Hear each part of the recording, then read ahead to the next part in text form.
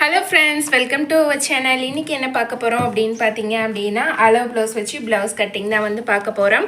ரொம்ப ஈஸியான மெத்தடுங்க. எந்த விதமான உங்களுக்கு குழப்பமுமே இருக்காது. அந்த மாதிரி ரொம்ப ஈஸியாக நான் வந்து இதில் இருக்கிற சின்ன சின்ன டிப்ஸு இது எல்லாமே வந்து ஷேர் பண்ணிக்கிறேன். அளவு ப்ளவுஸ் எப்படி இருந்தாலும் சரி, உங்களுக்கு அது சரியாகவே இல்லைனாலும் சரி, நீங்கள் போடுற கட்டிங் வந்து சரியாக இருக்கும்.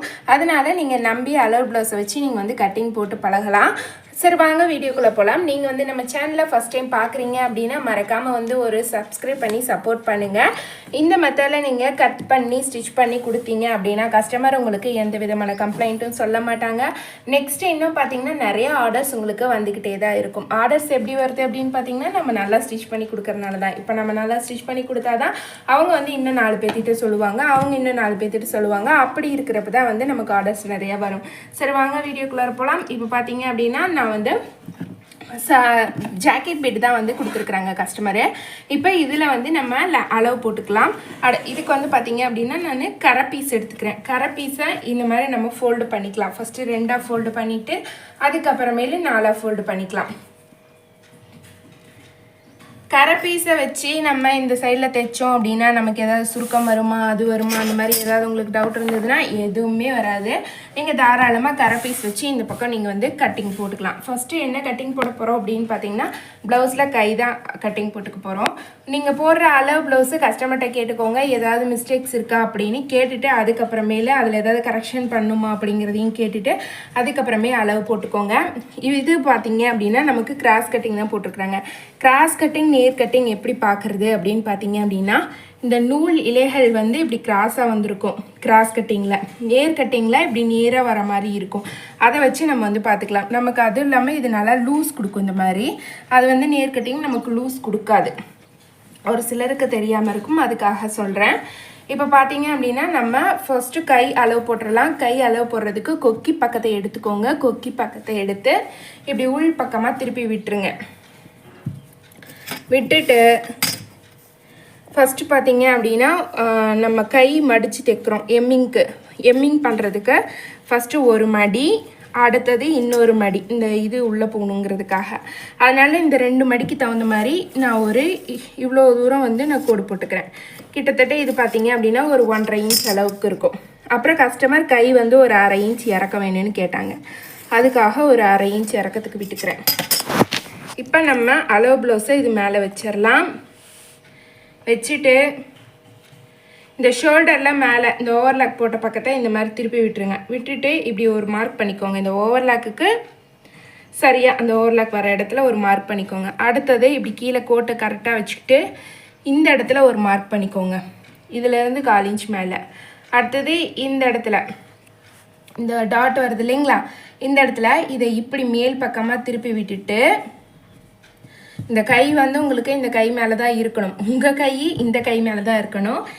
வச்சுட்டு இந்த இடத்துல திருப்பியும் ஒரு மார்க் பண்ணிக்கோங்க. இப்போ இந்த துணி இருக்குது பார்த்தீங்களா, இந்த துணியை இப்படி எடுத்து வச்சு இந்த இடத்துல ஒரு மார்க் பண்ணிக்கோங்க. மொத்தம் 4 மார்க். இப்போ நம்ம வரைஞ்சதை மார்க் பண்ணல அப்படியே வந்து நம்ம வரைஞ்சிக்கிறோம். வரைஞ்சிக்கிட்டு இந்த மாதிரி நம்ம இது பண்ணிக்கலாம். அவ்வளோதான். இப்போ இதை வந்து நம்ம கட் பண்ணிடலாம்.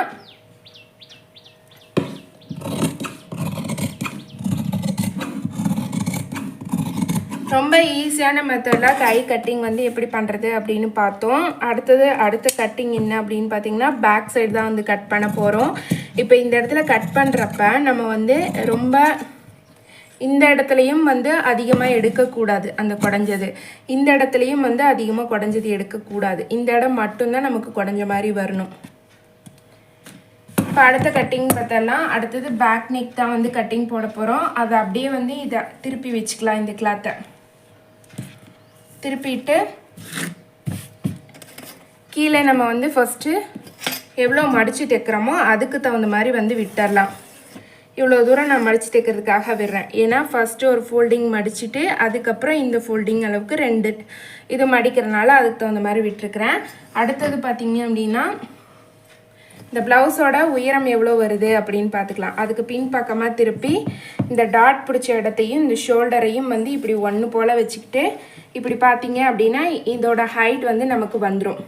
ஒரு நிமிஷம், கஸ்டமர் வந்து இதில் பேக் சைட் நெக்குக்கும் ஒரு 1/2 இன்ச் இடுப்பிறக்கம் வச்சுக்க சொல்லி சொன்னாங்க. அதுக்கு ஒரு 1/2 இன்ச் இடுப்பிறக்கம் வச்சுக்கிட்டு அதுக்கப்புறமேல இந்த மாதிரி நம்ம மார்க் பண்ணிக்கலாம்.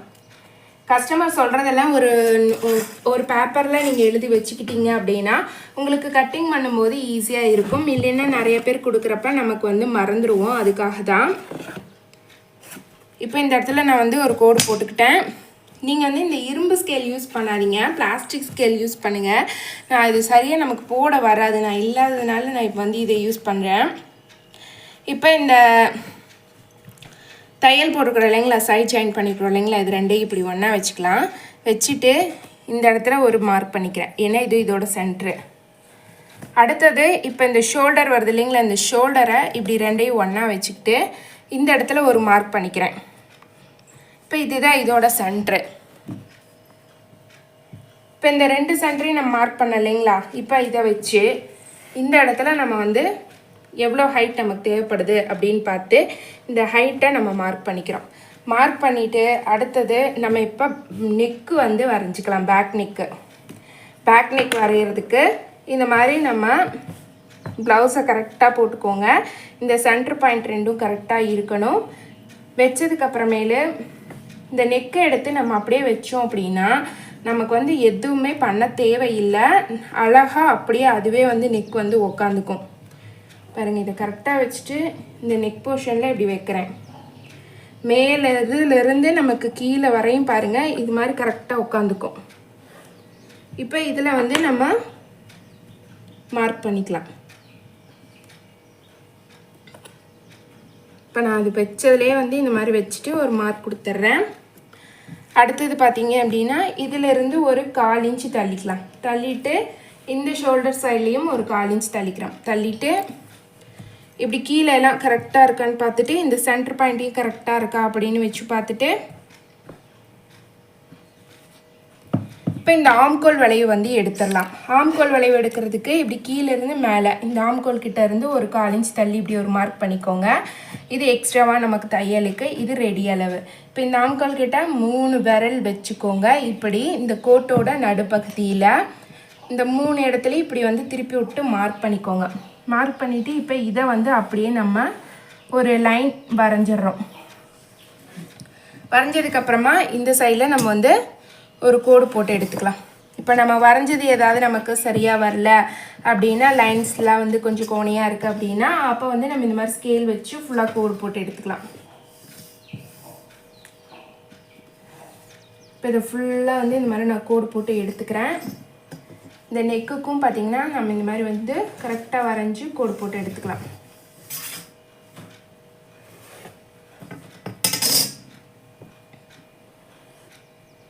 இந்த நெக்கோட இதை வந்து கொஞ்சம் கரெக்ட் பண்ணி நான் வந்து வரைஞ்சிக்கிறேன்.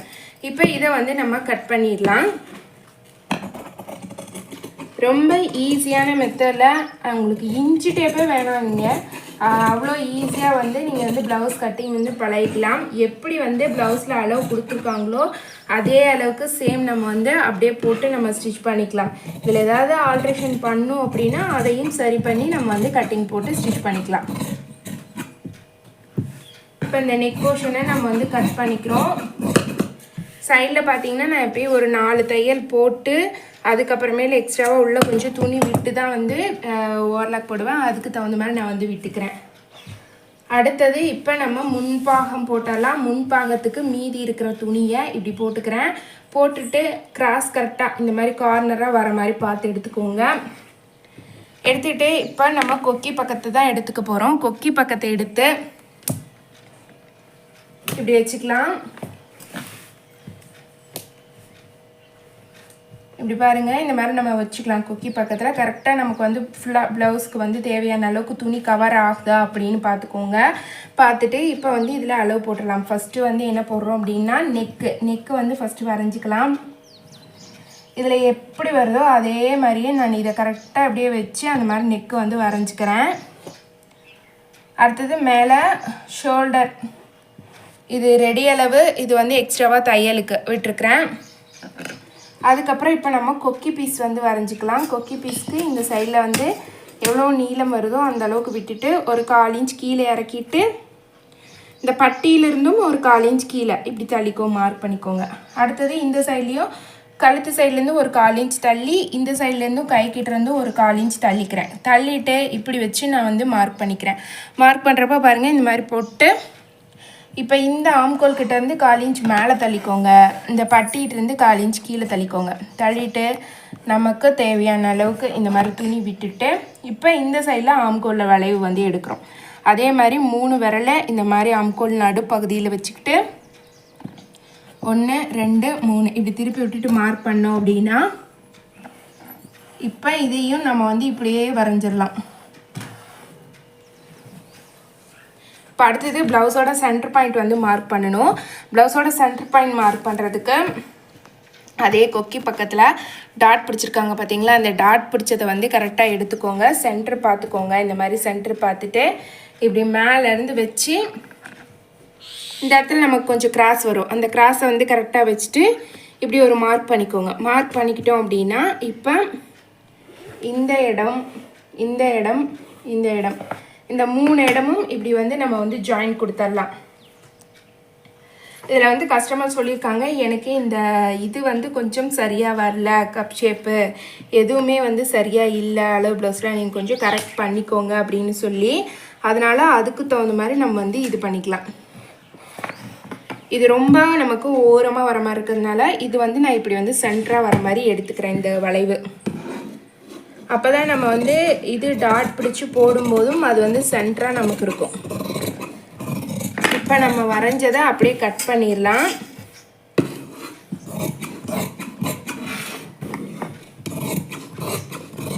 பாருங்கள், இப்போ ஃப்ரண்ட் நெக்குக்குமே வந்து நான் எதுவுமே வந்து பண்ண கிடையாது. அளவு ப்ளவுஸில் வந்து எப்படி இருக்கோ சேம் அதே அளவு தான் நம்ம போட்டு அப்படியே வந்து ஸ்டிச் பண்ணுறோம். ரொம்ப வந்து ஈஸியான மெத்தடு. ஸ்டிச் பண்ணும்போதுமே உங்களுக்கு நீங்கள் டேப் யூஸ் பண்ணவே தேவையில்லை. அளவு ப்ளவுஸை வச்சு மட்டுமே வந்து ஸ்டிச் பண்ணிக்கலாம். இப்போ நம்ம வந்து ஃப்ரண்ட் நெக் வச்சுருக்குறோம் இல்லைங்களா, இப்போ இந்த பேக்கு ஃப்ரண்ட்டு ரெண்டையுமே வந்து ஒட்டுக்கா வச்சு சரியாக இருக்கா இல்லையா அப்படிங்கிறத செக் பண்ணி பார்த்துக்கலாம். இப்போ நம்ம கட் பண்ண பேக்கும் ஃப்ரண்ட்டையும் இந்த மாதிரி ஒட்டுக்கா வைக்கிறோம். ஷோல்டர் கரெக்டாக வச்சு இந்த நெக் போர்ஷன் கரெக்டாக இருக்கா அப்படின்னு பார்க்கணும். இந்த இடத்துல மட்டும் நமக்கு லைட்டாக இதாக இருக்குது அப்படிங்கிறனால அதை மட்டும் நான் சரி பண்ணிக்கிறேன். அடுத்தது இந்த ஆம்கோல் வளைவு பாருங்கள், இந்த இடத்துல கீழால் இருக்குது, இந்த இடத்துல கொஞ்சம் மேலால் இருக்குது. இப்போ அதை வந்து நம்ம சரி பண்ணிக்கிறோம்.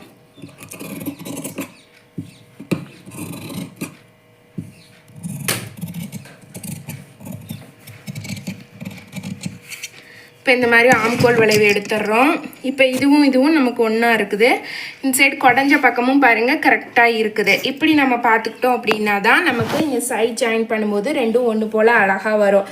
இப்போ அடுத்தது என்ன கட் பண்ணுறோம் அப்படின்னு பார்த்தீங்கன்னா பட்டி. இந்த மீதி இருக்கிற துணியில் நம்ம வந்து பட்டி வந்து கட் பண்ணிக்கலாம். இப்போ இந்த துணியை நம்ம அப்படியே 2ஆக ஃபோல்டு பண்ணிக்கலாம். ஏன்னா இதுக்கு பட்டி வந்து நமக்கு இவ்வளோ பெருசு வருது, இதுக்கு தகுந்த மாதிரி நம்ம வந்து கட் பண்ணிக்கலாம். ஃபஸ்ட்டு ஒரு லைன் இந்த இடத்துல வந்து நான் கட் பண்ணிக்கிறேன். முடிஞ்ச வரையும் பட்டி வந்து நம்ம கொஞ்சம் ஸ்டிஃபாக உள்ள துணி கொடுத்து நம்ம வந்து ஸ்டிச் பண்ணோம்னா நல்லா வந்து ஒரு க்ரிப்பாக இருக்கும் போட்டுக்கிறதுக்கு. இப்போ கீழே வந்து ஒரு 1/4 இன்ச் விட்டுட்டேன். நான் விட்டுட்டு இந்த கொக்கி பக்கத்தை எடுத்துக்கோங்க. இந்த ஓவர்லாக் போட்டிருக்கிற இடத்துல இந்த மாதிரி ஒரு மார்க் பண்ணிக்கிறேன். மார்க் பண்ணினதுக்கு அப்புறமேலே இந்த சைட்லேயும் பார்த்தீங்க அப்படின்னா இந்த மாதிரி 1/4 இன்ச் கேப் கரெக்டாக இருக்கான்னு பார்த்துட்டு இந்த மாதிரி ஓவர்லாக் போட்ட இடத்துலையும் ஒரு மார்க் பண்ணிக்கிறேன். இப்போ நம்ம இதை ரிமூவ் பண்ணிடலாம். பண்ணிட்டு இப்போ இதில் ஒரு 1/2 இன்ச்சு மட்டும் கீழே வர மாதிரி குடஞ்சி வெட்டிக்கலாம். வெட்டிட்டு இப்போ இதை கட் பண்ணிடலாம். பாருங்கள், இப்போ இது ரெண்டும் வந்து இந்த பக்கம் நமக்கு ஈவனாக இருக்கும். இந்த சென்டரில் மட்டும் ஒரு 1/2 இன்ச் வரும். இப்போ இந்த பீஸை நம்ம கொக்கி பீஸ்க்கு வி பீஸ்க்கு வந்து எடுத்துக்கலாம். இப்போ இதில் வந்து நமக்கு கொஞ்சம் தான் வந்து துணி இருக்குது அப்படிங்கிறதுனால ஒரு லைனுக்கு தான் வரும். அப்படிங்கிறதுனால இன்னொரு லைனுக்கு வந்து பட்டிக்கு நம்ம இந்த சைடில் வச்சு எடுத்துக்கலாம். கொஞ்சம் துணி கம்மியாக தான் இருக்குது. கொஞ்சம் ஜாயின் கூட நம்ம வந்து இந்த இடத்துல போட்டுக்கலாம்.